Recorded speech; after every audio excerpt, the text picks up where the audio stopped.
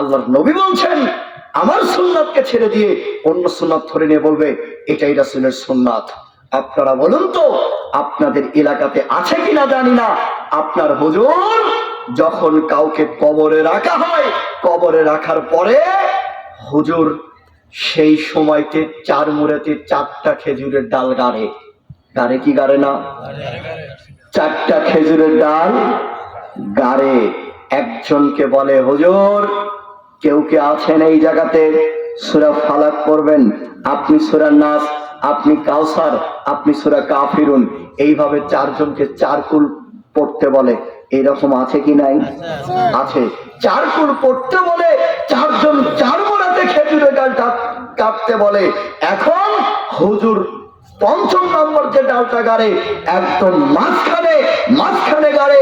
হুজুরকে জিজ্ঞাসা করবেন হুজুর আপনি যে খেজুরের ডাল 4 কুল পড়ে আপনি যে খেজুরের ডাল গাড়লেন বলেন এটা দলিল কোথায়? হুজুর তখন বলবে এটা সুন্নাত। নওজুবিল্লাহ পড়বেন না? হুজুর তখন কি বলবে? এটা সুন্নাত। হুজুর কোন দলিলটা দেবে? ওই যে আল্লাহর নবী রাস্তাতে পথ চলা শুরু করলেন, দেখছেন কবরের আযাব হচ্ছে, তিনি সেটা বুঝতে পেরে খেজুর ডাল গাড়ি দিলেন, আযাব বন্ধ হয়ে গেল। আপনার হুজুর খেজুরের ডাল গাড়লে হুজুরের গাড়াই যদি কবরের শাস্তি মাফ হয়, তাহলে তো আল্লাহর নবীর সাহাবীরা অনেক ছিলেন, তারা তো অনেক তার সাথীর বন্ধুর কবরে ভালোবাসে খেজুর ডাল গাঁথতে পারতেন, তারা গাড়লেন না কেন বলেন? হুজুর শুধু তাই নয়, হুজুর যখন পানি নায়ে দেয়, নায়ে দেওয়া বোঝেন? হ্যাঁ, ছিটা দেয়, হুজুর কিন্তু মুখ নাড়ায়। হুজুরকে জিজ্ঞাসা করবেন হুজুর কি দোয়া পড়লেন একটু শিখান না।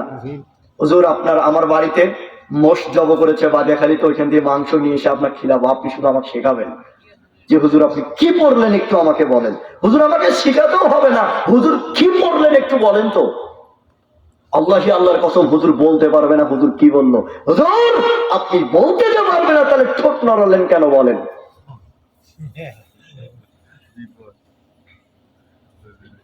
আল্লাহ নবী এটাই বলেছে আমার সুন্নাতকে ছেড়ে দিয়ে অন্য সুন্নাত ধরে নিয়ে বলবে এটাই রাসূলের সুন্নাত। নেন এবার